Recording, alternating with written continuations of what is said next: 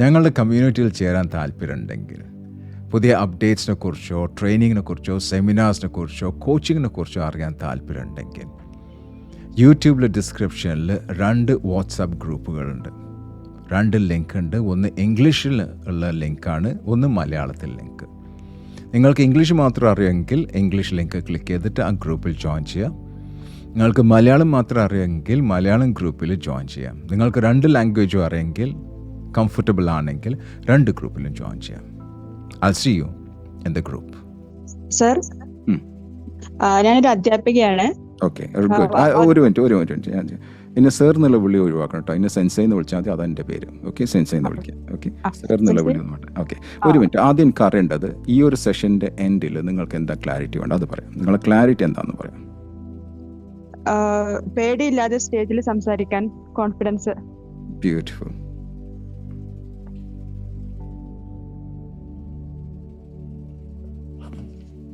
എന്തിനാണ് സ്റ്റേജ് സംസാരിക്കണം? നിങ്ങൾ എന്ത് ആവശ്യമുണ്ട് സ്റ്റേജ് സംസാരിക്കണം? What is the purpose? അത് ഞാൻ കോളേജിൽ വർക്ക് ചെയ്യുമ്പോൾ അവിടെ ഒരുപാട് ഫംഗ്ഷൻസ് ഒക്കെ ഉണ്ടാവും. അപ്പൊ ഫംഗ്ഷന്റെ സമയത്ത് സ്റ്റേജിൽ കയറിയിട്ട് പ്രസംഗിക്കേണ്ട സാഹചര്യങ്ങൾ ഉണ്ടാവാറുണ്ട്. അപ്പൊ 5 മിനിറ്റ് പ്രസംഗമൊക്കെ ആണെന്നുണ്ടെങ്കിൽ ഞാൻ പ്രിപ്പയർ ചെയ്ത് പോകുന്നത് നന്നായിട്ട് പ്രസന്റ് ചെയ്യാൻ പറ്റാറുണ്ട്. പക്ഷെ അതിനേക്കാളും ടൈം എടുക്കുമ്പോൾ പ്രിപ്പയർ ചെയ്ത പോയിന്റ്സുകൾ പലതും മറന്നു പോകും. പിന്നെ നെഞ്ചിടിപ്പ് കൂടും. അതുകൊണ്ട് തന്നെ പിന്നെ പെട്ടെന്ന് വൈൻഡപ്പ് ചെയ്ത് പോരാറാണ്. അപ്പൊ ചിലർക്ക് നന്നായിട്ടുണ്ട്, പ്രസംഗം നന്നായിട്ടുണ്ടെന്ന് പറയാറുണ്ടെങ്കിലും കൂടെ എനിക്ക് സെൽഫ് സാറ്റിസ്ഫാക്ഷൻ തോന്നാറില്ല. എത്ര ശതമാനം ആൾക്കാരാ നിങ്ങൾ നന്നായിട്ട് പ്രസന്റ് ചെയ്യുന്ന പറഞ്ഞ ആൾക്കാര്? മിക്കവാറും എല്ലാ പ്രസന്റേഷൻ കഴിഞ്ഞിട്ടും പറയാറുണ്ടോ? അങ്ങനെയല്ല. അവിടെ ഓഡിയൻസ് ആയിട്ട് ഇരിക്കുന്ന എന്റെ കൊളീഗ്സിന്റെ ഒരു 3-4 പേര് പറയാറുണ്ട് നന്നായിട്ട് ചെയ്തു കിട്ടുമെന്ന്. പക്ഷെ ഞാൻ അവര് നിങ്ങളുടെ ട്രൂ ഫ്രണ്ട്സ് അല്ലേ? ഫ്രണ്ട്സ് അല്ല, എന്നെക്കാളും സീനിയർ ആയിട്ടുള്ള ടീച്ചേഴ്സ് ആണ്. ഓക്കെ, ഇനി ഞാൻ പറഞ്ഞ് ശരിക്കും ശ്രദ്ധിക്കുക. ഞാൻ നിങ്ങൾ ചോദ്യം ചോദിക്കാൻ പോകില്ല, ഞാൻ ഒന്ന് പറഞ്ഞുതരാം, അത് എല്ലാവർക്കും മനസ്സിലാവേണ്ടത്. എത്ര പേരുണ്ട് ഇവിടെ പബ്ലിക് സ്പീക്കേഴ്സ് ആയിട്ട്, അല്ലെങ്കിൽ പബ്ലിക് സ്പീക്കിംഗ് താല്പര്യമുള്ള ആൾക്കാർ, ചെയ്തുകൊണ്ടിരിക്കുന്ന ആൾക്കാർ എത്ര പേരുണ്ട്? ആയിന്ന് അല്ലെ മീ എന്ന് ടൈപ്പ് ചെയ്യാം. ആയിന്ന് കുറേ അയ്യോ വന്നിട്ടുണ്ട് അവിടെ. മീ എന്ന് ടൈപ്പ് ചെയ്യാം. അതായത് പ്രസൻറ്റേഷൻ ചെയ്യുന്ന വ്യക്തികൾ. Okay, very good, excellent, a lot of ദം. Oh great. ഓക്കെ, ഇനി ഞാൻ പറഞ്ഞു ശരിക്കും ശ്രദ്ധിക്കുക. എക്സ്പീരിയൻസ് ഞാൻ പറഞ്ഞു. ഓക്കെ, ലെറ്റ്സ് സേ ഒരു പ്രസൻറ്റേഷൻ നാളെ വരുമെന്ന് വിചാരിക്കാം. നാളെ ഒരു പ്രസൻറ്റേഷൻ വരും. അതിന് വേണ്ടിയിട്ട് ഞാൻ ഒരു 40 പോയിന്റ് പഠിച്ചു വെച്ചെന്ന് വിചാരിക്കാം. 40 പോയിന്റ് പ്രസൻറ്റേഷൻ, ഇതല്ല പവർ പോയിന്റ് അല്ല, ഒരു 40 പോയിന്റ്. ഈ ഒരു 40 ബാക്ക്ഗ്രൗണ്ട് നോയ്സ് വരുന്നത്. അപ്പോൾ 40 പോയിന്റ് ഞാൻ പഠിച്ചു വെച്ചിട്ടുണ്ട്. Harshad, can I make you the co-host please? All right, thank you, Harshad. So let's say എനിക്ക് 40 പോയിന്റ് ഉണ്ട്. ഈ 40 പോയിന്റ് ആണ് ഞാൻ പഠിച്ച് കംപ്ലീറ്റ് മാസ്റ്ററായിട്ട് പോകുന്നത്. എനിക്ക് 1 മണിക്കൂർ പ്രസൻറ്റേഷൻ ഉണ്ട്. എത്ര മണിക്കൂർ? 1 മണിക്കൂർ പ്രസൻറ്റേഷൻ്റെ 40 പോയിന്റ് ഞാൻ പഠിച്ചു പോയിട്ടുണ്ട്. അത് നിങ്ങളോട് ഇഷ്ടമുള്ളത് പറയാനാണ് പറഞ്ഞിട്ട് നിങ്ങൾ റിസർച്ച് ചെയ്ത് 40 പോയിന്റ് പഠിച്ചിട്ടാണ് പോകുന്നത്. ആ സ്റ്റേജിൽ കയറി ഭയങ്കര ഇൻട്രാക്റ്റീവ് ആയി ഈ 40 പോയിന്റ് പറയുന്നതിന് പകരം നിങ്ങൾ 20 പോയിന്റ് പറഞ്ഞോളൂ. എത്ര പേർക്ക് മനസ്സിലായി? 60 മിനിറ്റ് ഉണ്ട്, 40 പോയിന്റ് നിങ്ങൾ പഠിച്ചു പോയത് 40ന്റെ പകരം 20 പറഞ്ഞു. എത്ര? ആ ടൈപ്പ് ചെയ്യാം. 60-40-20 എന്ന് ടൈപ്പ് ചെയ്യാം എല്ലാവരും. 60-40-20 എന്ന് ടൈപ്പ് ചെയ്യാം എല്ലാവരും. ഞാൻ കാണട്ടെ. 60 മിനിറ്റ്സാണ് നിങ്ങൾക്കുള്ളത്. 40 പോയിന്റ്സാണ് നിങ്ങൾ ബൈ ഹാർട്ട് ചെയ്തിട്ട് അല്ലെങ്കിൽ പ്രാക്ടീസ് ചെയ്ത് പോയത്. പക്ഷേ 20 പോയിന്റ് ചെയ്തുള്ളൂ. ആ 20 പോയിന്റ് ചെയ്തതിന് ശേഷം നിങ്ങളുടെ ക്ലയൻസ്, അല്ലെങ്കിൽ നിങ്ങളുടെ കസ്റ്റമേഴ്സ്, അല്ലെങ്കിൽ നിങ്ങളുടെ ഓഡിയൻസ്, നിങ്ങളുടെ സ്റ്റുഡൻസ്, അവരൊക്കെ കൈയടിച്ചു, ക്ലാപ്പ് ചെയ്ത്, അപ്ലോഡ് ചെയ്തിട്ട് പറഞ്ഞു സൂപ്പറായിട്ടുണ്ടാവുന്നു. സൂപ്പറായിന്ന് അവർ പറഞ്ഞു. ഇവിടെ നിൽക്കുന്ന മനുഷ്യൻ, അതായത് നിങ്ങൾക്ക് 2 ഇമോഷൻസ് ഉണ്ടാവാം. 2 ഇമോഷൻസാണ്. ആദ്യത്തെ ഇമോഷൻ, ഓഹ് ആ 20 പോയിന്റ് ഞാൻ പറഞ്ഞില്ലല്ലോ, ഭയങ്കര സങ്കടം. എത്ര പേർക്ക് മനസ്സിലാവുണ്ട്? ഞാൻ 20 പോയിന്റ് പറഞ്ഞില്ലല്ലോ എന്നുള്ള സങ്കടം. മറ്റേ വ്യക്തി, നിങ്ങളില്ല മറ്റൊരു വ്യക്തി, ബി എന്നുള്ള വ്യക്തി, ഓ അവർക്ക് സന്തോഷമായല്ലോ, I am happy. You got the 2 attitude. മനസ്സിലായി നിങ്ങൾക്ക്? ഞാൻ നേരത്തെ KASH എന്നുള്ള ഒരു ഇതിൽ ഞാൻ പറഞ്ഞു. KASH, that is number 1 is your knowledge, skill, attitude and habits എന്ന് പറഞ്ഞു. ഇതിനാണ് നമ്മൾ ആറ്റിറ്റ്യൂഡ് എന്ന് പറയാം. അതായത് നിങ്ങൾക്കുള്ള ആറ്റിറ്റ്യൂഡ് എന്ന് വെച്ചാൽ ഞാൻ 20 പോയിന്റ് പറഞ്ഞില്ലല്ലോ എന്നുള്ള സങ്കടം നിങ്ങൾ റിയാക്ട് ചെയ്യണ്. മറ്റുള്ളവർ, ഞാൻ ആരാണ് കേൾക്കേണ്ടത്, അവർക്ക് സാധനം കിട്ടിയല്ലോ അതിൻ്റെ സന്തോഷം. എത്ര പേർക്ക് മനസ്സിലായി? ഇവിടെയാണ് ആസ് എ പ്രസന്റ് ഞാൻ പോകുന്ന ഈ കോളറിന്റെ അടുത്തേക്കാണ്. നിങ്ങൾ കൊലീഗ്സ് പറഞ്ഞ് നന്നായി പ്രസന്റ് ചെയ്തു എന്നുള്ളത്. നിങ്ങളിപ്പോ ഇവിടെ ഏതിലാണ്, എ ഓ ബിയിലാണ് നിൽക്കുന്നത്? എയും ബിയും തോന്നാറുണ്ട്. നന്നായിട്ട് പ്രസന്റ് ചെയ്തു, പക്ഷെ മുഴുവൻ എ വിട്ട് കളയാ. എയിലും ബിയിലും വരരുത്, എ വിട്ട് കളയാ.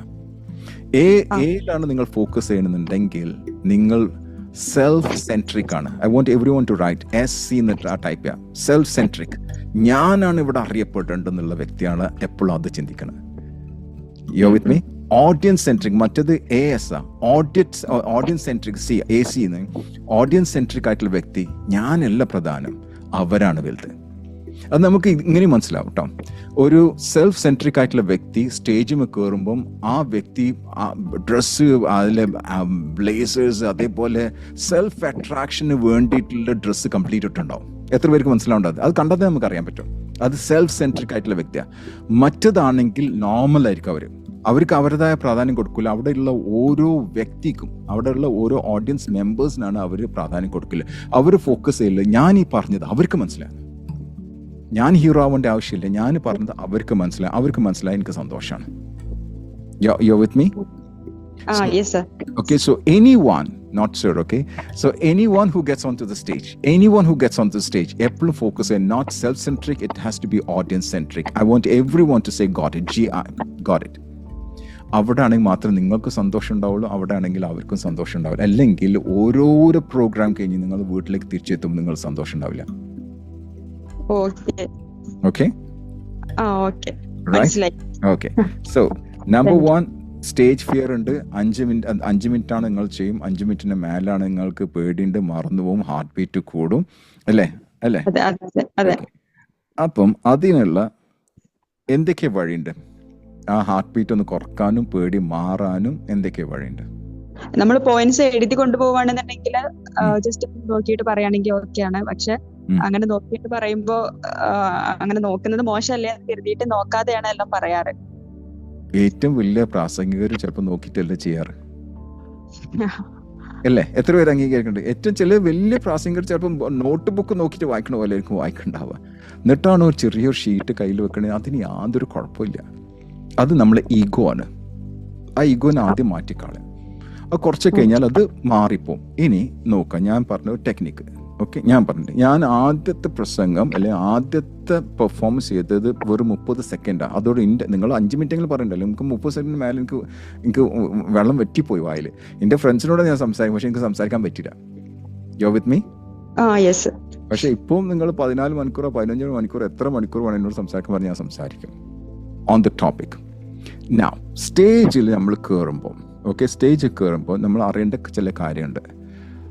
ഞാനിപ്പോൾ നിങ്ങളോട് ഇപ്പം ചോദിച്ചതുപോലെ എന്താണ് നിങ്ങൾക്ക് ഈ ഒരു കൺവേഴ്സേഷൻ്റെ എൻഡിൽ എന്താണ് അച്ചീവ് ചെയ്യേണ്ടതെന്ന് ചോദിച്ചിട്ടുള്ള പിന്നെ ഞാൻ നിങ്ങളോട് ചോദ്യങ്ങളൊക്കെ ചോദിക്കാൻ തുടങ്ങിയത്, ശരിയല്ല?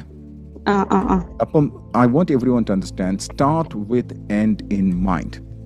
വളരെ കൃത്യമായിട്ട് എൻഡ് ഇൻ മൈൻഡ് മാത്രം ചെയ്താൽ, end in mind, start with end in mind. എപ്പം നമ്മൾ സംസാരിക്കുമ്പോഴും, ഈ ഒരു കൺവേഴ്സേഷൻ നടക്കുമ്പോഴും, മീറ്റിംഗ് നടക്കുമ്പോഴും, സ്റ്റേജിലാണെങ്കിൽ പോലും നിങ്ങൾക്ക് ആദ്യം മനസ്സിലാക്കേണ്ടത് എന്തായിരിക്കും നമ്മളെ എൻഡ് ഗോൾ. അതിന് ബേസ് ചെയ്തിട്ട് മാത്രമേ സംസാരിക്കാൻ പാടുള്ളൂ. ചിലരുണ്ടല്ലോ, അവർ തുടങ്ങും, പിന്നെ അവർക്ക് തന്നെ അറിയില്ല എവിടെ പോയി എന്നുള്ളത്. പിന്നെ അവർ ചോദിക്കും ഞാൻ എന്താ പറഞ്ഞതെന്നാണ് ചോദിക്കൽ. കാരണം അവർക്ക് തന്നെ അറിയില്ല. കാട് കയറി പോയിട്ടുണ്ടാവും, ഹിമാലയൊക്കെ കഴിഞ്ഞിട്ടുണ്ടാവും അവർ. How many of you got this? അപ്പോൾ കാട് കയറാതിരിക്കാൻ വേണ്ടി ആദ്യം തന്നെ നിങ്ങൾക്ക് മനസ്സിലാക്കേണ്ടത് എന്താണ് നിങ്ങളുടെ എക്സാക്റ്റ് വിഷൻ, എന്താണ് നിങ്ങളുടെ ഗോൾ. അതിനനുസരിച്ച് മാത്രമേ നിങ്ങൾ തുടങ്ങാൻ പാടുള്ളൂ. So start with end in mind. രണ്ടാമത്തെ ചോദ്യം ചോദിക്കല്, start with why in mind. എന്തിനാണ് ഞാനത് പറയണത്? ഓക്കെ, ഞാനിപ്പോൾ സ്റ്റേജിൽ കയറി സംസാരിക്കാമെന്ന് വിചാരിച്ചോളൂ. അപ്പോൾ അവിടെ ഒരുപാട് സ്കൂൾ കുട്ടികൾ അല്ലെങ്കിൽ കോളേജ് കുട്ടികളാണെന്ന് വിചാരിക്കുക. എൻ്റെ ഗോൾ ഞാൻ മനസ്സിൽ വെച്ചിട്ടുള്ളത് ഓൺട്രപ്രണർഷിപ്പിനെ പറ്റി പറയാം, അല്ലെങ്കിൽ നിങ്ങൾക്ക് എങ്ങനെ ബിസിനസ് തുടങ്ങാമെന്നുള്ളത് പറ്റിയിട്ട്. ഓക്കെ, അപ്പോൾ എൻ്റെ ഗോൾ വളരെ ക്ലിയർ ആയി. Start with end in mind. ഞാൻ ക്ലാസ് എടുത്തിട്ട് അല്ലെങ്കിൽ 1 മണിക്കൂർത്ത് എൻ്റെ സംസാരം കഴിയുമ്പോഴേക്കും അവർക്ക് ഓൺട്രപ്രണർഷിപ്പിനെ പറ്റി മനസ്സിലാക്കണം. ഞാൻ പോയി. പക്ഷെ അതിനു മുമ്പ് ഞാൻ രണ്ടാമത്തെ ചോദ്യം ചോദിക്കാൻ മറന്നത്, why. Start with why in mind. എന്തിനാണ് ഞാൻ ഓൺട്രപ്രണർഷിപ്പ്? ഈ കുട്ടികൾ ചിലപ്പോൾ അതിനെപ്പറ്റി അറിയേണ്ട ആവശ്യം തന്നെ ഉണ്ടാവില്ല. അതിനെപ്പറ്റി അറിയേണ്ട ആവശ്യം തന്നെ ഉണ്ടാവില്ല. ഞാനിപ്പോൾ റീസെൻ്റ്ലി ഞാൻ സ്കൂളിലൊന്നും പോയിട്ട് പ്രസംഗിക്കാറില്ല, എന്നെ വിളിച്ചാൽ തന്നെ ഞാൻ പോകാറില്ല, വളരെ റെയർ കേസാണ്. അപ്പോൾ എൻ്റെ ഒരു ഫ്രണ്ട്, വളരെ ക്ലോസ് ആയിട്ടുള്ള ഫ്രണ്ട് എന്നെ വിളിച്ചപ്പോൾ ഞാൻ അവിടെ ചെന്നപ്പോൾ ചെറിയ ചെറിയ കുട്ടികളാണ്, ഒരു 5ാം ക്ലാസ്സിൽ പഠിക്കുന്ന കുട്ടികളൊക്കെ. അതിൻ്റെ ഉള്ളിലാണ് ഞാൻ നിൽക്കുന്നത്. ഈ പിന്നെ പ്രിൻസിപ്പൾ കയറിയിട്ട് അവരുടെ അഫിലിയേഷനെ കുറിച്ചിട്ടും അവരെ സെക്കൻഡറി ലെവൽ അതിനെ കുറിച്ച് ഞാൻ ഇങ്ങനെ ആലോചിക്കും, ഈ കുട്ടികൾക്ക് എന്താ അറിയുക ഈ അഫിലിയേഷൻ്റെ CBSE കുറിച്ചിട്ട്? എത്ര പേർക്ക് മനസ്സിലാവേണ്ടത്? ഒരു കണക്ഷനില്ലാത്ത ആ പ്രിൻസിപ്പൾ ഈ ചെറിയ പിഞ്ച് കുട്ടികളോട് ഇതിനൊക്കെ പറ്റി പറഞ്ഞ് ആ കുട്ടികളെ പാവങ്ങൾ അവിടെ 1 മണിക്കൂറോടെ ഇരുന്ന് ഞാൻ അവിടെ ഇരിക്കുന്നുണ്ട്. എന്നിട്ട് ഞാൻ എന്താ ചെയ്തെന്ന് അറിയാം? ഞാൻ പറഞ്ഞു ഞാൻ എന്താ ചെയ്യുന്നത്. ഞാൻ കയറി ഞാൻ കുട്ടികളോട് ചോദിച്ചു, ഒരൊറ്റ ചോദ്യം എന്തോ ഞാൻ ചോദിച്ചു, 1 or 2 ചോദ്യം ഞാൻ ചോദിച്ചു. ഞാൻ ചോദിച്ചു ആർക്കാണ് അതിനെ പറ്റി ഇവിടെ സ്റ്റേജിൽ വന്ന് സംസാരിക്കാൻ പറ്റാൻ? വേറൊന്നും ഞാൻ പറഞ്ഞിട്ടില്ല കേട്ടോ. അവരൊക്കെ ഞാനാണ് ചീഫ് ഗസ്റ്റ്. ഞാൻ ചോദിച്ച കുട്ടികളോട്, പിഞ്ചു കുട്ടികളോട് ഞാൻ ചോദിച്ചു, നിങ്ങൾക്ക് ഈ 2 ചോദ്യത്തിന് ഉത്തരം ആർക്കറിയാം? ആർക്കാണ് ഇവിടെ വന്ന് സംസാരിക്കുക? 2 കുട്ടികൾ വന്ന് സംസാരിച്ചു. എൻ്റെ പോക്കറ്റിൽ അന്ന് ഒരു 1000 റുപ്യ ഉണ്ടായിരുന്നു. 2 പേർക്ക് 500 റുപ്യ കൊടുത്തു. ഇന്നത്തെ പ്രസംഗം കഴിഞ്ഞു എന്ന് പറഞ്ഞു.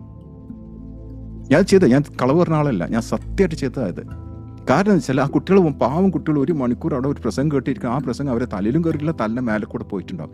So the second question is start with why in mind. ഞാൻ എന്തിനാണിത് പറയുന്നത്? How many of you got it? ഞാൻ പറഞ്ഞാൽ മാത്രം പോരാ, എന്തിനാണിത് പറയുന്നത്? അതിൻ്റെ കാരണം നിങ്ങൾ ഏത് സ്റ്റേജിൽ പോകുമ്പോഴും ഏത് മീറ്റിങ്ങിൽ പോകുമ്പം ആദ്യം നിങ്ങൾ അന്വേഷിക്കേണ്ടത് ആരാണ് ഓഡിയൻസ്, അവരുടെ ഡെമോഗ്രാഫി എന്താണ്, who is the audience that you going to speak, അവരുടെ ഏജ് ഗ്രൂപ്പ് എന്താണ്, ഏത് ലാംഗ്വേജ് അവർക്കറിയാം, ഏത് കാറ്റഗറി, മാനേജേഴ്സ് ആണോ, സീനിയർ മാനേജേഴ്സ് ആണോ, ജൂനിയേഴ്സ് ആണോ, അതൊക്കെ അന്വേഷിക്കുക. എന്നിട്ട് ചോദിക്കുക why should I tell this, എന്തിനാണ് അവരിത് അറിയേണ്ടത്? ഈ 2 ചോദ്യങ്ങൾ ആദ്യം ക്ലിയർ ആണ്. ഓക്കെ, ഇനി ചെയ്യാൻ പോകുന്നത് 3ാമത്തെ കാര്യം, ഒരു വെള്ള പേപ്പർ എടുക്കാം. ഞാൻ നിങ്ങൾ ഈ ചോദ്യത്തിന് ഉത്തരം മാത്രമേ പറഞ്ഞു. ഒരു വെള്ള പേപ്പർ എടുത്തിട്ട് നടുവിൽ ഒരു സർക്കിൾ വരയ്ക്കുക. എന്നിട്ട് ഈ 2 പോയിന്റ് ഏതാ, ഇന്നതാണ് ഞാൻ പറയാൻ പോകുന്നത്, ഇന്നതിന് വേണ്ടിയിട്ടാണ് ഞാൻ പറയാൻ പോകുന്നത്. 2 വളരെ ക്ലിയർ ആയിരിക്കണം. അതിന് പറ്റിയിട്ടുള്ള ഒരു പോയിന്റ് ഒരു കഥ, ഒരു പോയിന്റ് ഒരു കഥ. ഞാൻ ഈ സംസാരത്തിനുള്ള വല്ല കഥയും പറഞ്ഞോ നിങ്ങളോട്? കഥയും പറഞ്ഞോ? സെൻസിയുടെ ഒരു എക്സ്പീരിയൻസ് പറഞ്ഞു. എന്താണ്, ഏത് എക്സ്പീരിയൻസാ പറഞ്ഞത്? കുട്ടികളുമായി ഷെയർ ചെയ്ത സ്കൂളിൽ ഗസ്റ്റ് ആയിട്ട് പോയ. നിങ്ങൾ ആ കഥ മറക്കൂ? ഇല്ല. എത്ര പേർക്ക് മനസ്സിലായി? ഞാനൊരു പോയിന്റ് പറയുമ്പോൾ അതിൻ്റെ ഒപ്പം കഥ പറയും, കഥ പറയുമ്പോൾ പോയിന്റ് പറയുമ്പോൾ കഥ. No story without a point, no point without a story. As simple as that. നിങ്ങളെ വെള്ള പേപ്പർ എടുക്കുക, നടുവില പോയിന്റ്സ് ചെയ്താൽ, എന്നിട്ട് നമ്മൾ മൈൻഡ് മാപ്പ് കേട്ടിട്ടുണ്ടോ? ആർക്കെ കേട്ടിട്ടുണ്ട്? മൈൻഡ് മാപ്പ് പോലെ ഇന്ന കഥ ഞാൻ പറയും, ഇന്ന പോയിന്റ് ഞാൻ പറയും. 2ാമത്തെ ബ്രാഞ്ച് വരക്കുക ആ സർക്കിളിന്. ഇന്ന കഥ ഞാൻ പറയും, ഇന്ന പോയിന്റ്. കഥ നീട്ടിക്കൊണ്ട് സിനിമ ആക്കരുത് കേട്ടോ, അത് ഞാൻ പറഞ്ഞുതരാം. കഥ 2 മിനിറ്റിൻ്റെ ഉള്ളിൽ തീരണം. എത്ര പേർക്ക് മനസ്സിലായി? Crystal clear. കഥ ഉണ്ടെങ്കിൽ 2 മിനിറ്റിനുള്ളിൽ കഥ തീർന്നു, പിന്നെ നേരെ പോയിന്റിലേക്ക് പോവാം. ഒരു പോയിന്റ് പറയുമ്പോൾ ആ കഥയിലേക്കും കണക്ട് ചെയ്യാം. ഇങ്ങനെ ഒരു 5-6 കഥയും പോയിന്റ് പറഞ്ഞു കഴിഞ്ഞാൽ നിങ്ങൾ മനസ്സിൽ ഇങ്ങനെ ഓർത്താൽ മതി, ആദ്യത്തെ ബ്രാഞ്ച് ഇന്നതാണ്. ഓക്കെ, ആദ്യത്തെ ബ്രാഞ്ച് കഴിഞ്ഞു, 2ാമത്തെ ബ്രാഞ്ച്. എത്ര പേർക്ക് മനസ്സിലായി? എൻ്റെ അടുത്ത് പേപ്പർ ഒന്നുമില്ല, ഇപ്പം ഞാൻ സ്റ്റേജിലാണെന്ന് വിചാരിക്കാം. ആദ്യത്തെ പോയിന്റ് പറഞ്ഞു കഴിഞ്ഞു, എനിക്ക് ആകെ ഒരു പോയിന്റ്. ഈ ഒരു ടെക്നിക്ക് ഞാൻ സ്ഥലത്ത് യൂസ് ചെയ്തിട്ടുണ്ട്. ഞാൻ വളരെ ബിസി ആയിട്ടുള്ള ഒരു ദിവസമായിരുന്നു കേട്ടോ. അപ്പം എനിക്കൊരു ഷൂട്ടുണ്ട് എറണാകുളത്ത് വെച്ചിട്ട്. അപ്പോൾ ഞാനും ഫാമിലി എല്ലാവരും കൂടെ കാർ എടുത്തു. ഞങ്ങൾ ഒരു ദിവസം അവിടെ സ്റ്റേ ചെയ്തിട്ട് വരാമെന്നുള്ള പ്ലാനിലാണ് പോയത്. ഞങ്ങൾ അവിടെ എത്തിയപ്പോഴേക്കും വൈകുന്നേരമായിരുന്നു. ഞാൻ ഷൂട്ടിന് വേണ്ടി തീരെ പ്രിപ്പയർഡ് അല്ല, 0 പ്രിപ്പറേഷൻ എൻ്റെ അടുത്തുള്ളത്. അപ്പം എൻ്റെ വൈഫും കുട്ടികളൊക്കെ പറഞ്ഞ് ഞങ്ങൾ ലുലുവിൽ പോകണം, ലുലു ഹൈപ്പറിൽ പോയിട്ട് ഷോപ്പ് ചെയ്യണം, പപ്പ വരണ്ടോ ചോദിച്ചാൽ ഞാൻ പറഞ്ഞു അല്ല, നിങ്ങൾ പോയിക്കോ. എന്നിട്ട് ഞാൻ അവിടെ ഏകദേശം ഒരു 2 മണിക്കൂർ ആ ഹോട്ടലിൽ ഇരുന്നിട്ട് ഒരു പേപ്പർ എടുത്ത് ഇപ്പം ഞാൻ നിങ്ങൾക്ക് പഠിപ്പിച്ചെന്ന സെയിം സാധനം ചെയ്തു. അത് പിന്നെ ഷൂട്ട് ചെയ്തു. അത് കാണുന്നുണ്ടെങ്കിൽ കട്ടില്ലാതെ ഞാൻ ഒരു ടേക്കിന്, ഇത് AC ഒന്നും ഇല്ലാത്ത റൂമിൽ വെച്ച് അത് ചെയ്യണം. അപ്പോൾ ഞാൻ വേർക്കുണ്ടായിരുന്നു. ആ വേർക്കുമ്പോൾ മാത്രം കട്ട് ചെയ്തിട്ട്, പക്ഷെ ഒറ്റ ഷോട്ടിന് 20 മിനിറ്റ് ഞാൻ സംസാരിച്ചു. അത് നിങ്ങൾക്ക് കാണുന്നുണ്ടെങ്കിൽ ജോഷ് ടോക്ക് പോയി കാണാം.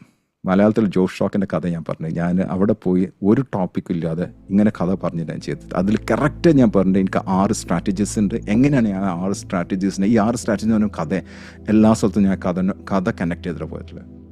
ഞാൻ ചെയ്ത കാര്യങ്ങളാണ് നിങ്ങളോട് പറഞ്ഞത്. സോ നമ്പർ 1, ഇപ്പോൾ എന്താ നിങ്ങൾ പഠിച്ചത് ഒന്ന് പറയാമോ? എന്തൊക്കെയാണ്? നമ്പർ 1 പറഞ്ഞോളൂ. എൻഡ് ഇൻ മൈൻഡ് എന്നുള്ളത്. Number 2, Y should I say, ഈ പോയിന്റ്സിൽ എന്തിനു ഞാൻ പറയണം എന്നുള്ളത്. പിന്നെ നോ ദ ഓഡിയൻസ് ഡിപ്പെൻഡ് ചെയ്തിട്ട് നമ്മൾ പറയാം, അവരുടെ ലെവലിൽ നോക്കിയിട്ട് സംസാരിക്കാം. പിന്നെ മൈൻഡ് മാപ്പ് ഉണ്ടാക്കുന്നത്. അതിനൊപ്പം ഒരു രണ്ട് പോയിന്റ് കൂടെ ഞാൻ പറഞ്ഞിട്ടുണ്ട്. സ്റ്റോറിയും പോയിന്റ്സ് അത് കണക്ട് ചെയ്തിട്ട് പോയിന്റ്സ് ഉണ്ടാക്കിയിട്ട് അല്ലെങ്കിൽ ഒരു ബ്രാഞ്ചസ് ആയിട്ട് അങ്ങനെയൊക്കെ ഡിവൈഡ് ചെയ്തിട്ട് മനസ്സിലൊരു പിക്ചർ ഉണ്ടാക്കി വെക്കാം. തീർച്ചയായും 9 പോയിന്റിന്റെ മേലേക്ക് പോകരുത്. 9 പോയിന്റ്, 9 അത് ഏറ്റവും നല്ലത്. 10 താഴെ ആയിരിക്കണം. അത് 7 ആയാലും കുഴപ്പമില്ല, 5 ആയാലും കുഴപ്പമില്ല, നിങ്ങളുടെ ടൈം അനുസരിച്ചിട്ട്. എന്നിട്ട് ആ പോയിന്റിൽ മാത്രം ഒരു പോയിന്റ് അത് ഇങ്ങനെ വിരലിൽ ഓർത്ത് വെച്ചാൽ മതി. ആദ്യത്തെ പോയിന്റും ആദ്യത്തെ ബ്രാഞ്ച്, രണ്ടാമത്തെ പോയിന്റ് രണ്ടാമത്തെ ബ്രാഞ്ച്. എത്ര പേർക്ക് മനസ്സിലായി? 5 ടൈപ്പ് ചെയ്യാം. ഈ 5 വിരലിൽ മാത്രം ഇങ്ങനെ ചെയ്ത് കഴിഞ്ഞാൽ നിങ്ങൾക്ക് പിന്നെ പേപ്പറിന്റെ ആവശ്യമില്ല, പേപ്പർ എടുത്ത് ഒഴിവാക്കാം. പഠിച്ചോ? കിട്ടിയോ എന്തെങ്കിലും? Okay, thank you. Did you get clarity? Yes. ഇപ്പൊ എത്ര ക്ലാരിറ്റി ഉണ്ട്? വന്നപ്പോഴോ 2. Thank you very much. Thanks a lot. Thank you very much. We'll take next caller, please. Next.